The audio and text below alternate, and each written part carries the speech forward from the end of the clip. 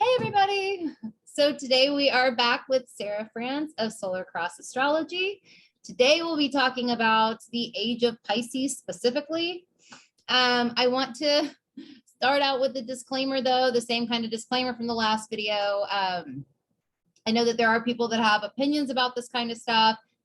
Opinions are your right, but we are not claiming to be like absolutely correct in everything that we are saying. We are tossing out theories, ideas. We have done research, but we're not looking to argue with anybody about anything. So, you know, but obviously if you have anything that you want to add, leave it in the comments, anything like that. But yeah, we're not looking to start any arguments. And the other thing I want to mention is when we are talking about Pisces energy in this video, and when we are talking about Aquarius energy in the next video,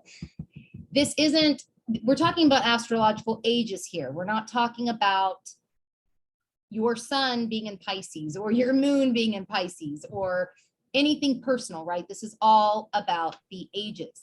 So I guess my point here is don't get ass hurt if you don't like some of the things that you hear about Pisces energy or about Aquarius energy, because there is, you know, there's a bright side and a shadow side to all of the sign energies. Yeah, I just want to throw that out to start.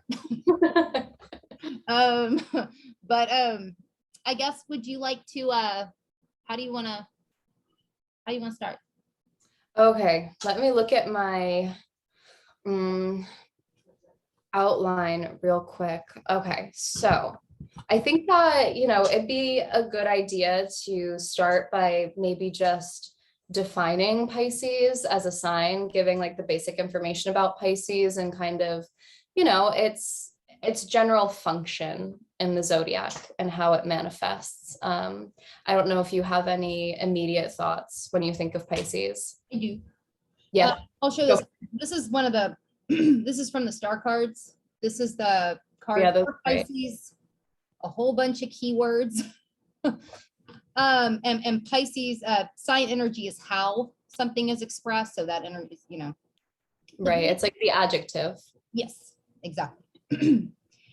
The first thing, without even like looking at that, the first couple of things come to mind with Pisces for me are faith.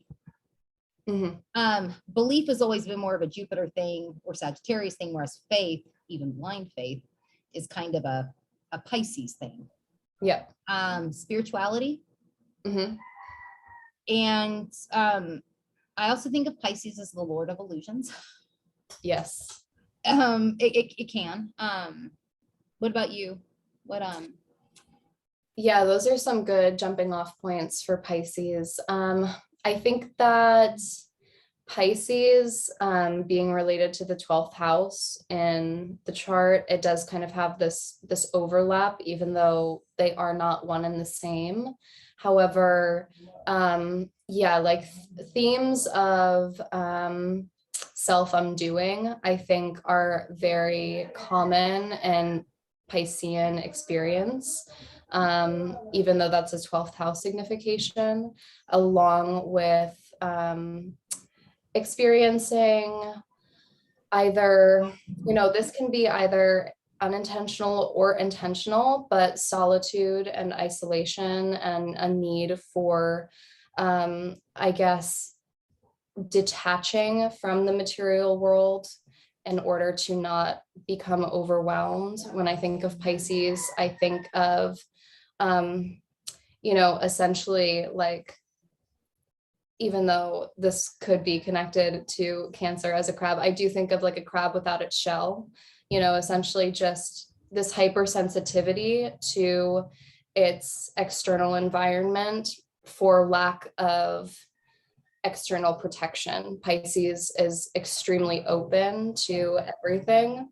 So I think that there can be kind of these themes of, yeah, overwhelm, need to escape, right? Things like that.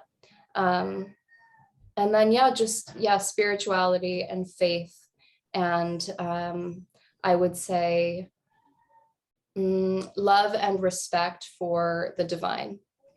yeah, the love aspect that there is definitely an unconditional love that can Yeah. exist with Pisces energy. Right. Sometimes to its benefit, sometimes to its detriment, you know, it Right. can go either way, but that feeling does really feel like it's there with Pisces. Martyrdom is another one Yes. Yeah. Yeah. That's a good. I would bring in, almost like, because you know, they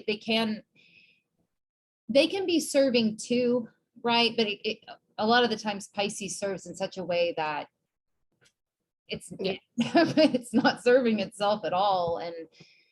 And yeah.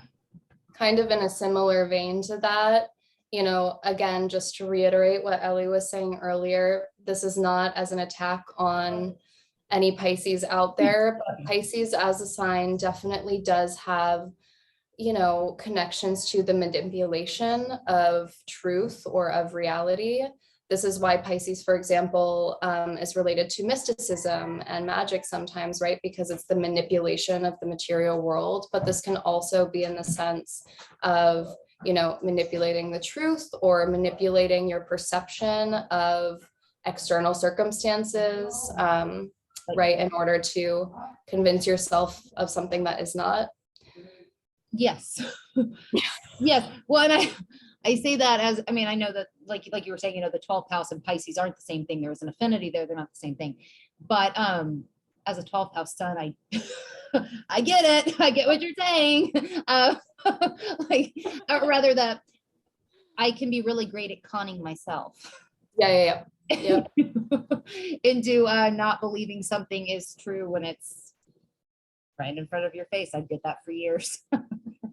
So I think that with Pisces, there's a common experience, like a thread that's going through the life of anybody who has strong Pisces of highs and lows in regards to feeling high on fantasy and low on coming back down to reality, and that up and down. yes. Yeah. Yes. Yeah, I think that's yes. Okay, so these are kind of what we've essentially been experiencing, these sorts of notions throughout the age of Pisces. When do you think the age of, let's talk, when do you think the age of Pisces started? Do you have any? Yeah.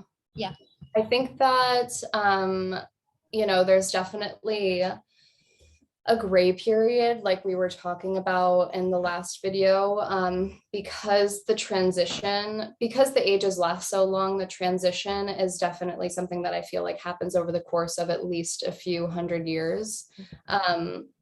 You know, I think that the age of Pisces, one of the, I guess, most significant markers, I would say, would be the arrival of the well-known figure, Jesus Christ. I think earlier we were looking at his chart, and maybe we can talk about a few of the things that we saw in this tentative example of his natal chart that could signify somebody being a figurehead for all things Pisces.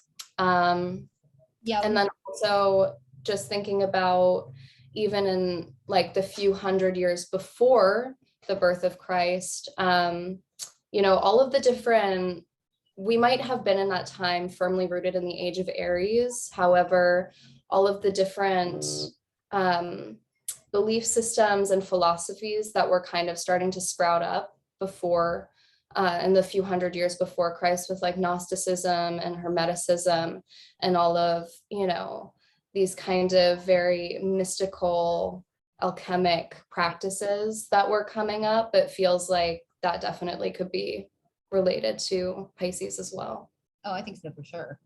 And even like, I wish I had saved it to my computer. I didn't, the chart that you sent. I have it saved. I don't know if I can I share a screen? Or no? Let me see. Let me see. I actually don't know how to do that. How do I give you? Sorry, this is going on while we're filming. That's okay. Yeah, I'm actually not sure how to. But here, I'll just kind of like, Yeah, just share your notes. I'll share see if we can see it. That probably, There we go. Yeah. my phone is fucked. As you can see, the screen is totally fucked. But yeah, there's like a lot of action going on in Pisces and in Virgo. Then we've got the great conjunction going on down there in Pisces between Jupiter and Saturn. We have the moon in Cancer. In the 9th house. Mm-hmm. And the sun's also close to the midheaven, which seems very prominent. Sun and Leo conjunct the midheaven. And then also something notable is I think the Mars Neptune conjunction close to the ascendant. Now we don't have the exact birth time. That could even be closer to the ascendant than is shown in this chart. But you know, Mars Neptune, spiritual warrior. Yeah. And it you know, with the south node, I'm gonna put that down because my phone really is fucked looking. With that being so close to the south node too. Yeah. It's like coming into that incarnation with that kind of spiritual warrior, like very attached to how he came in. Yeah. This is kind of a side note, but I thought this was interesting to think about too. Moon in the 9th house, moon and Cancer in the 9th house, and like this idea of immaculate conception and the moon being located in the house of God. Yeah. I hadn't even thought about, yeah. All trine, Mars and Neptune, and the great conjunction in the 5th house. So being like the son of God. I like that. I hadn't even thought about that with it. I like that though. That. And then the Saturn, Jupiter, and Pisces, you know, Saturn, Jupiter is very, in ancient astrology, it was looked at as a sign relating to the king or kingship. So, you know, being the child of God. Yeah. King, the child of God, right? Yeah, that chart, I'll link it to this. Yeah, it's a really cool chart to look into. It is actually, yeah. I've seen some charts, some proposed charts for Jesus before. This one's very cool. This one like feels right. It does. When you said it to me, I was like, holy shit. Holy shit. Yeah, I will link a picture of it though to this if y'all want to check it out. So you can see it not on my busted ass screen. So, but yeah, I also did some like looking into like, you know, like with the Age of Aquarius, perhaps having kicked off or pre-gamed or whatever, when Uranus and Pluto were conjunct one another. Mm-hmm. I also wanted to look at like Pluto and Neptune and Pluto and Jupiter, since Neptune is the modern ruler of Pisces and Jupiter is the traditional ruler. Pluto and Neptune were conjunct one another in 84 and 83 BC. Did I put the sign? I guess I didn't write that down. Oh, in Virgo. No, in Taurus. And Taurus, right? Yeah, you had mentioned that earlier. Jupiter was trine in Virgo so it was also making an aspect to this. And then around 140 or 124 to 134 AD, that was kind of what I was looking at, like 150 years or so following that. In 138 AD, we have a conjunction between Jupiter and Pluto in Aries at 23 degrees, and Neptune is quincunx at the time, which seems interesting to me because I don't know, having Jupiter, like, okay, let's just say that maybe the Age of Pisces kicked off around this time. Let's just say it did. Having Jupiter and Neptune quincunx one another, not really seeing one another. Both the rulers of Pisces, does seem like it would kind of set a tone. Yeah. For an age that I don't know, some screwy shit. Yep, could be marked by 2,000 years of a little bit of delusion. Yeah, and yeah, like it, yeah, yeah, something about that quincunx just really caught my attention. If they had been like harmonious, maybe it wouldn't. I don't know. I looked at, that's Yeah, because the quincunx definitely does represent a blind spot, right, in any chart. So, and when I think of Pisces, I do think of like having the wool pulled over your eyes, even if you're the one pulling the wool over your eyes. But yeah, so I think that's a good frame of reference as far as the beginning of the period or the age is concerned. And then also just to kind of reiterate what we had been talking about in the first part about how potentially there are maybe multiple different configurations that kind of push humanity into this much larger direction, you know, in the years leading up to or following a transition of an age, which, you know. yeah. And I like even like in the chart of Jesus, for instance, right? In this chart, we have the great conjunction in Pisces. This would have been going on between these dates I'm talking about. And that even feels like that would push you, you know, more into the age of Pisces, just like the recent great conjunction that we had in 2020 in Aquarius, kind of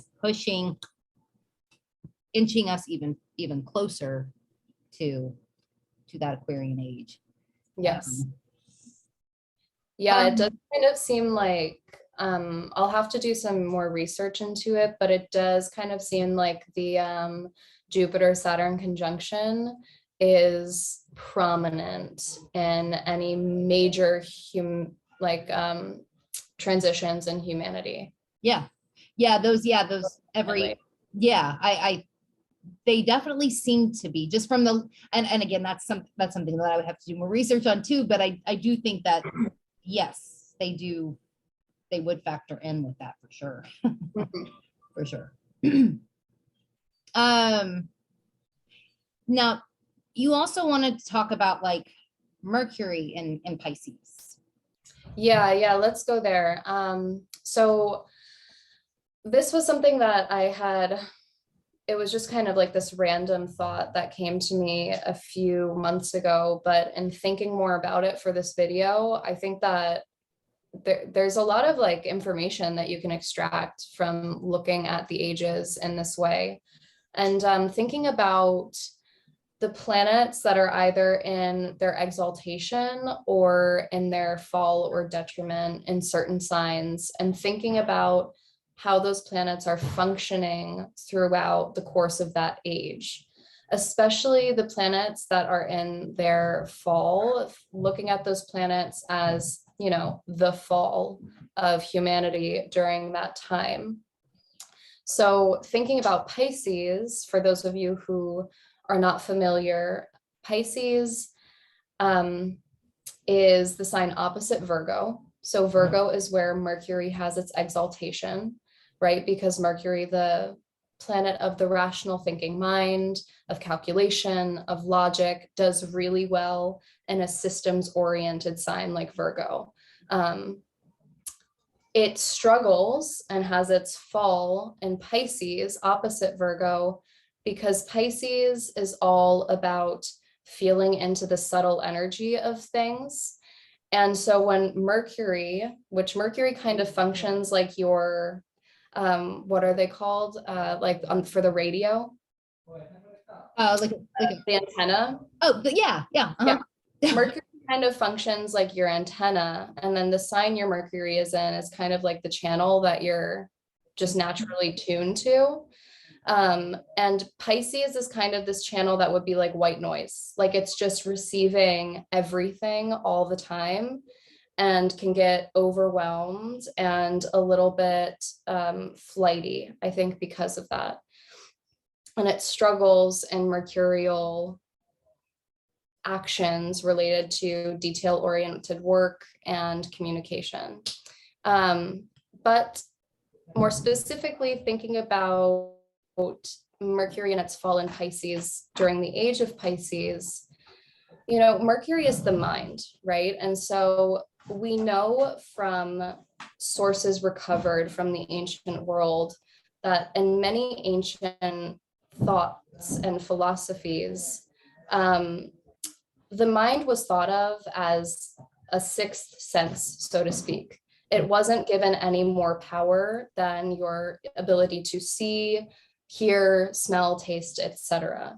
It was, I believe that it's been over the course of these last 2000 years to the downfall of humanity that we have become over identified with the mind and with our thoughts, right? Yeah. And this is something that we see so frequently mentioned in modern spiritual texts about how, you know, like I think of like Eckhart Tolle. I don't know if you've ever read like The Power of Now, or anybody watching has read The Power of Now, stuff like that, where it is just this constant reiteration of the need to release attachment to thought. And that culture is really teaching us the opposite, to our own detriment. Yes. Yes. Sorry, I went on a no. there. If you were to give some like some quick thoughts about how this has come about and throughout the age, like some, you know, like some little quick keyword thoughts for people to absorb. What would you say about like Mercury in Pisces? Like how this could, both in the positive and in the negative, you know? Yeah.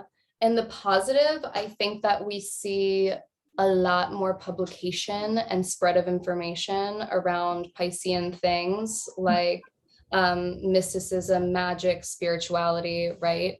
That's on the positive. I think there is more access now than ever to these texts and these bodies of information.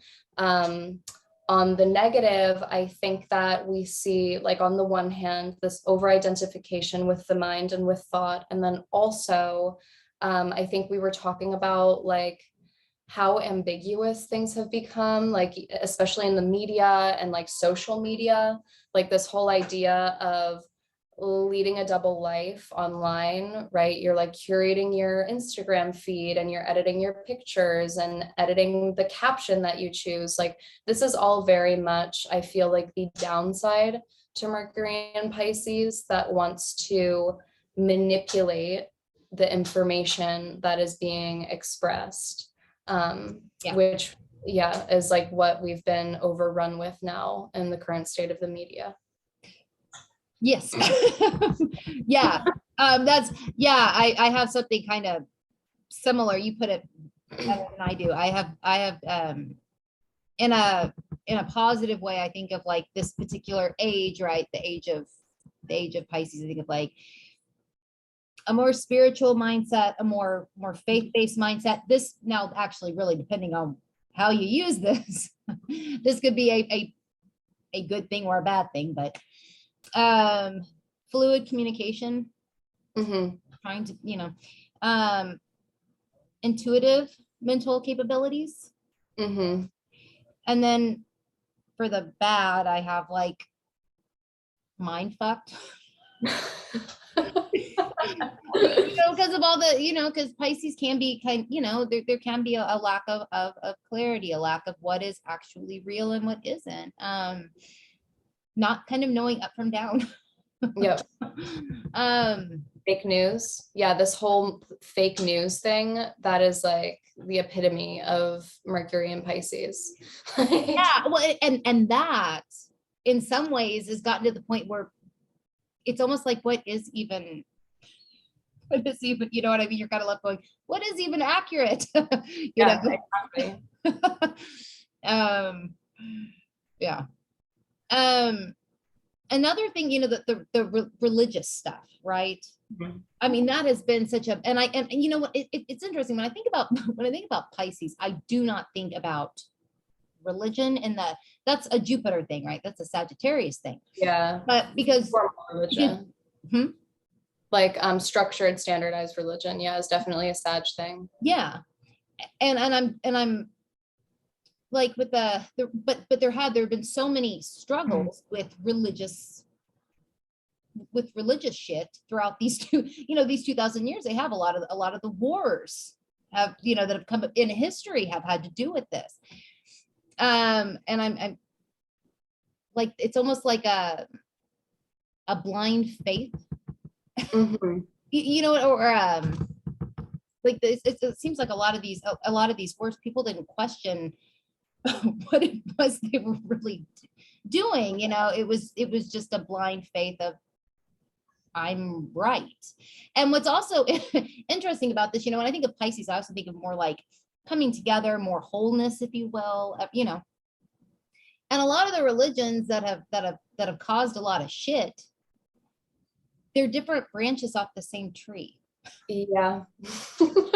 Which is kind of where I guess the Pisces concept comes in, right? Of like, and kind of off this tree, this astrology tree.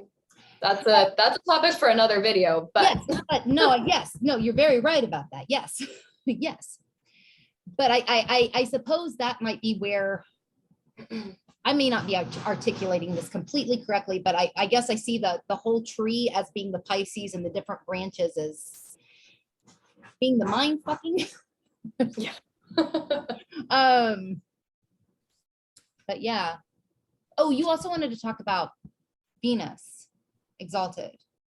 Pisces. Venus exalted in Pisces. Yeah, I was thinking about this.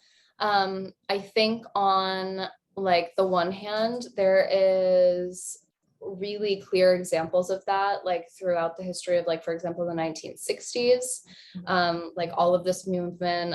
What did I have written down here? Oh, the phrase "make art, not war." That is to me such an exemplification of what Venus and Pisces is all about. Yeah.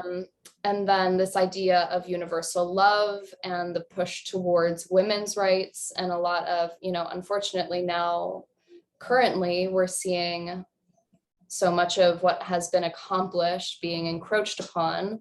But, over the course of the last 2000 years, women have really gained back some of the, position in society that they had lost thousands of years ago.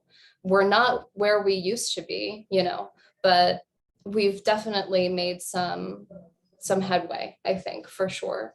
Yeah. Oh, I agree with that. Yes. Yes. And then there was one other thing that I was going to mention about, I was going to go back to the birth chart that we were looking at for Jesus, and the Mars-Neptune conjunction, and just thinking about, like, if the birth of Jesus and this chart represents one of the most formative moments or formative events in the series of events that pushes humanity into the age of Pisces, Mars conjunct Neptune, spiritual warrior, war on religion, war on spirituality, right? So if this is one of these formative events kind of setting the tone for this age, I think it makes sense that there would be Mars Neptune, because, we have seen so much war against religion. Yes. Yes, we have. Yeah. Yeah. War. Yes. War against religion, war even in the name of religion. Yes, it does. Yes, it does make a lot of sense. And this was in Scorpio. Yeah. Too, so that's some intense shit. Like conjunct the South Node. Yes. Yes. Yeah. I'm trying to think if there was anything else was there anything else that you wanted to talk about in the context of the age of Pisces? Yeah, just one last thing that I wanted to mention was, on the one hand, when I think of Pisces, I definitely do think of, like, Venus in Pisces and this ability to glorify Venus's ability to bring people together and bring communities together. which is definitely a signification of Venus and Pisces. But I also do think of Pisces as sometimes like being on a raft floating out to sea, and, feelings of isolation or experiences of isolation and solitude. And just looking at the shift that culture has gone through, at least, most definitely Western culture has gone through over the last 2,000 years, and how isolated we've become in comparison with the structure of society thousands of years ago. This idea of the nuclear family, right? And even the nuclear family now becoming even smaller, and everybody's living on their own and losing contact. And, I think that this could very well be a result of the Age of Pisces. Yeah. Yeah, I think it very well could be. And you bring up, like, people at one time living with family, say, and now they don't really do that anymore. And, some people would think that is a really good thing, right? But I could also see how that's not such a good thing, because you do lose those connections that throughout history people had in a tighter way. Mm-hmm. Yeah. Also, I think this just came to mind, but Pisces, of course, being a sign that's ruled by Jupiter, and then also Pisces having this overlap with the 12th house, this idea of foreign lands or faraway places, and how over the course of the last 2,000 years, we have just, expanded our capacity to explore the world, exponentially. Yes, we So have. yeah, that's just a random thought that I had thinking about. Oh, that's a good random thought. That totally, totally makes sense to me. Okay, well, if that is, I guess we can stop here for this. Yeah, we can stop here and then come back for part 3 on the Age of Aquarius, and maybe what to expect if we happen to even be alive when the shift actually, completely takes place. I might be dead in the ground by then. Yeah.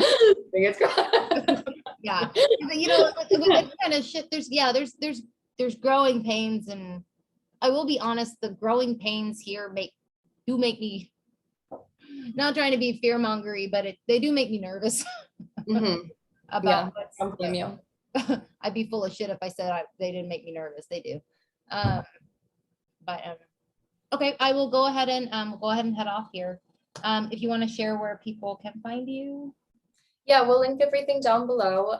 But my website is Solar Cross Astrology. That's where you can find all of my services, blog posts, articles, personal information, contact information, etc. And then my Instagram is my main platform, which is also at Solar Cross Astrology, where I'm mainly uploading every day. And yeah, just trying to spread the knowledge. Yes, spread the knowledge. I like that. All right. Well, we will see you all again tomorrow or the next day with part 3. And until then, I'll see y'all later. Thank you, everybody. Bye. Bye.